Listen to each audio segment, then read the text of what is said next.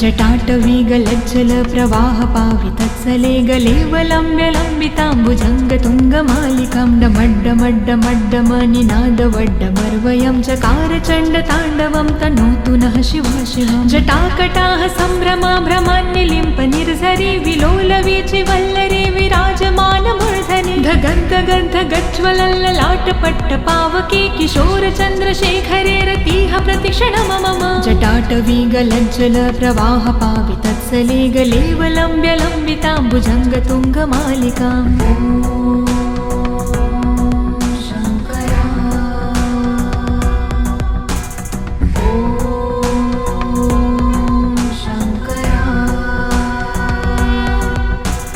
धराधरेन्द्रनन्दिनी विलासबन्धुबन्धुरसुराद्रिगन्धसन्तति प्रमोदमान मानसे कृपाकटाक्षधारिणी निरुद्ध दुर्धरापदे कवचदिगम्बरे मनो विनोदमेतु वस्तुनि जटाभुजङ्ग पिङ्गल स्फुरत्फणामणि प्रभा कदम्ब कुङ्कुमाद्रव प्रलिप्त दिग्वधूमुखे मदान्ध सिन्धुरस्फुरत्वगुत्तरीय मेदुरे मनो विनोद धुत्तं बिम्भर्तु भूतभर्तरे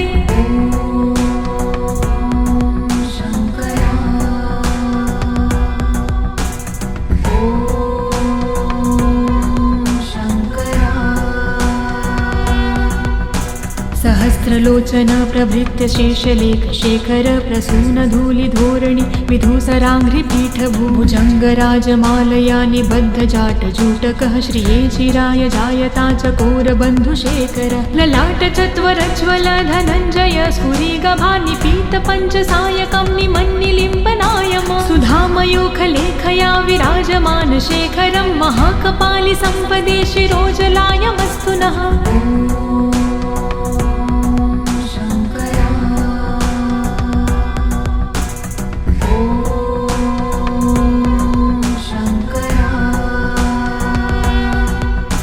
कराल भाल पट्टिकाध गद्ध गद्ध गज्वल धनञ्जयाधरीकृत प्रचण्ड पञ्चसायके धराधरेन्द्र नन्दिनी कुचाग्रचित्रपत्रक प्रकल्पनैक शिल्पिनी त्रिलोचने मते मम नवीन मेघमण्डली निरुद्ध दुर्धर स्फुरत् कहोनिशीथिनी तमः प्रबन्ध बन्धुकन्धर निलम्पि निर्झरीधरस्तनोतु कृत्ति सिन्धुरः कलानिधान बन्धुरः श्रियं जगन्धधुरधर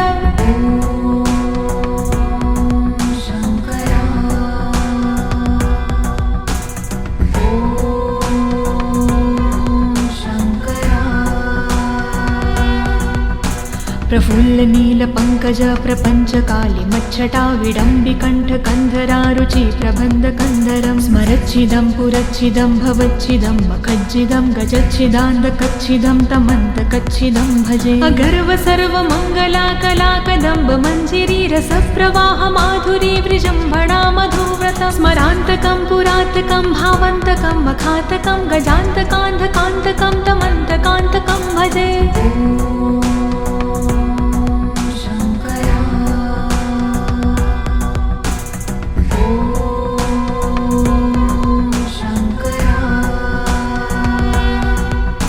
जयत्वद ब्रवीभ्रम ब्रमद्द जङ्गमस्फुर धगद्धगद्विनिर्गमत्कराल बाल हव्यव धिमिद्धिमिद्धिमिन्मृदङ्गतुङ्गमङ्गलं ध्वनिक्रम प्रवर्तित प्रचण्ड ताण्डव शिव दृशाद्विचित्रतल्पयोर्भुजङ्गमौक्तिकं स्रजो गरिष्ठरत्नलोष्टयो सह द्विपक्षपाक्षयो त्रिणारविन्द चक्षुषो प्रजामहिन् महेन्द्रयो समं प्रवर्तयन्मनः कदा सदा शिवं भजे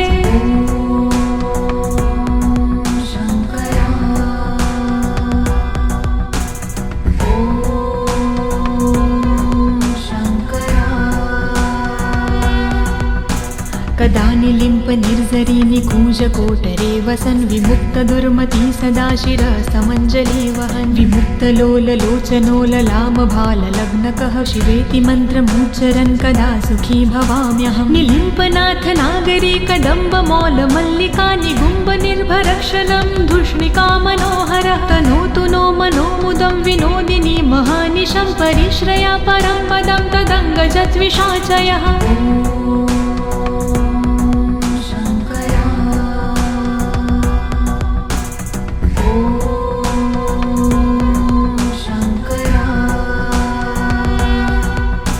प्रचण्डवाडवानल प्रभाशुभ प्रचारिणी महाष्टिसिद्धकामिनी जनावहूतजल्पना विमुक्तवामलोचनो विवाहकालिकध्वनि शिवेति मन्त्रभूषगो जगज्जयाय जायता इमं हि नित्यमेव मुक्तमुत्तमोत्तं स्तवं पठन् स्मरन् ब्रुवन्नरो विशुद्धमेति सन्ततं हरे गुरोसु भक्तिमाशु याति नायशागति विमोहनं हि देहनातु शङ्करस्य चिन्तनम्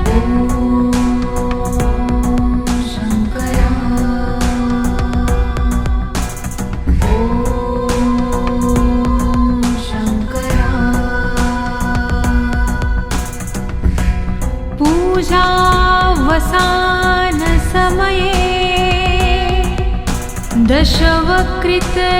दशवक्त्रगीतं यः शम्भो पूजन्मिदं पठति प्रदोषे तस्य स्थिरा रथगजेन्द्र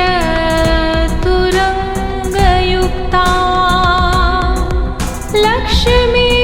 सदैव सुमुखी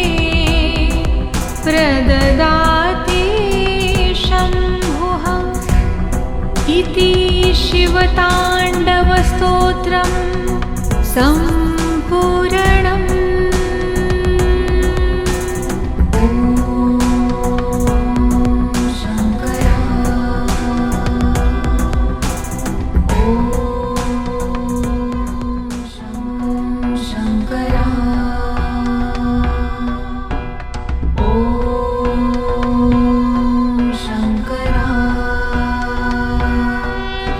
जटाटवीगलज्जल प्रवाह पावितत्सले गलेवलम्ब्यलम्बिताम्बुजङ्गतुङ्गमालिकां डमड्डमड्डमड्डमनिनादवड्डमर्वयं चकार चण्डताण्डवं तनोतु नः शिवा शिवं जटाकटाः सम्भ्रमा भ्रमान्यलिम्प निर्झरि विलोलवीचि वल्लरे विराजमानमूर्धनि धगन्धगन्धगज्ज्वलल्ललाटपट्टपावके किशोरचन्द्रशेखरे रतिः प्रतिक्षणं मम जटाटवीगलज्जल प्रवाह पावितत्सले गलेवलम्ब्यलम्बिताम्बुजङ्गतुङ्गमालिकाम्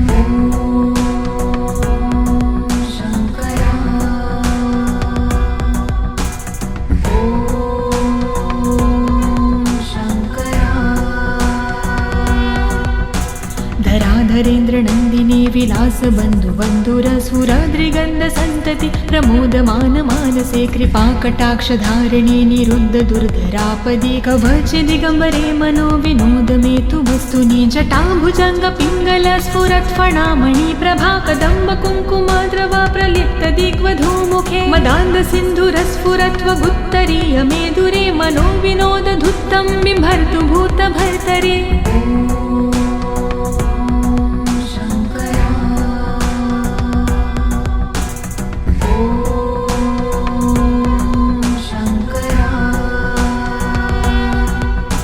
सहस्रलोचन प्रभृत्य शेषलेख शेखर प्रसून धूलिधोरणि विधूसराङ्घ्रिपीठ भुजङ्गराजमालया निबद्ध जाटजूटकः श्रिये चिराय जायता चकोरबन्धुशेखर ललाट चत्वरज्वल धनञ्जय स्फुरिगभा निपीत पञ्चसायकं निमन्निलिम्पनायम सुधामयूखलेखया विराजमान शेखरं महाकपालि सम्पदे शिरोजलायमस्तु नः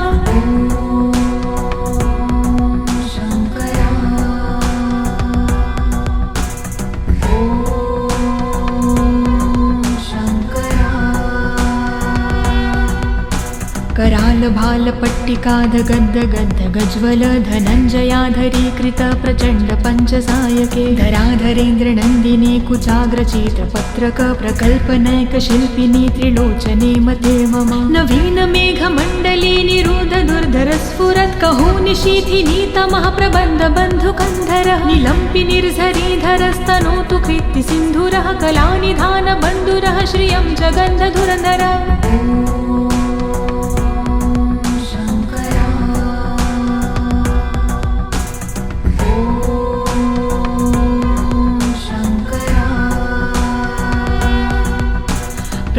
नीलपङ्कज प्रपञ्चकाली मच्छटा विडम्बिकण्ठ कन्धरारुचि प्रबन्धकन्धरं स्मरच्छिदं पुरच्छिदं भवच्छिदं मखज्जिदं गजच्छिदान्धकच्छिदं तमन्तकच्छिदं भजे अगर्व सर्वमङ्गला कलाकदम्ब मञ्जिरी रसप्रवाह माधुरी विजृम्भणा मधुव्रतं स्मरान्तकं पुरातकं भावन्तकं मखातकं गजान्तकान्धकान्तकं तमन्तकान्तकं भजे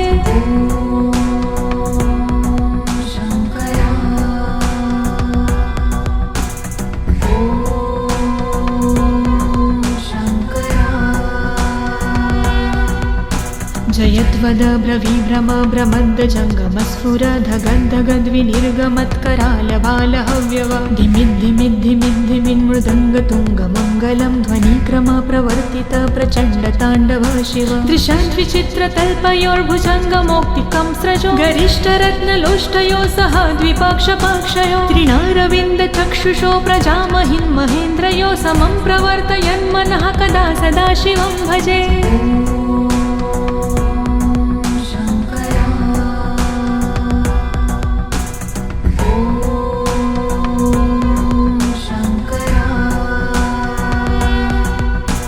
कदा निलिम्प निर्झरी निकूजकोटरे वसन् विमुक्तदुर्मती सदा शिरसमञ्जली वहन् विमुक्तलोललोचनोललामभाललग्नकः शिवेति मन्त्रमुच्चरन् कदा सुखी भवाम्यहं निलिम्पनाथ नागरी कदम्बमौलमल्लिका निगुम्ब निर्भरक्षणं धूष्णिका मनोहरः तनोतु नो मनोमुदं विनोदिनी महानिशं परिश्रया परं पदं तदङ्गजद्विषाचयः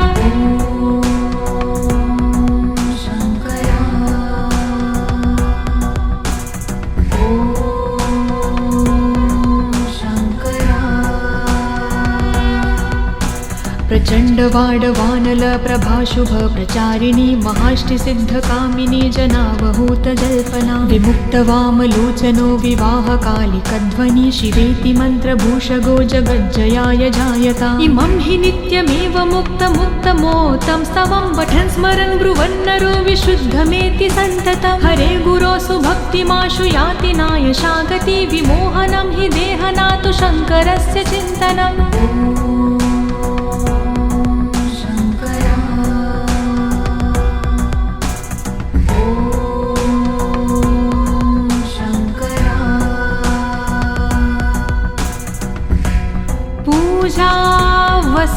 पूजावसानसमये दशवक्त्रगीतं यः शम्भो पूजन्मिदं पठति प्रदोषे तस्य स्थिरा रथगजेन्द्र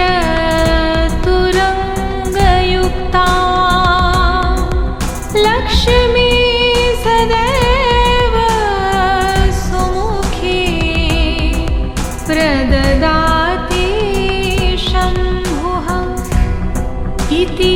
शिवताण्डवस्तोत्रम्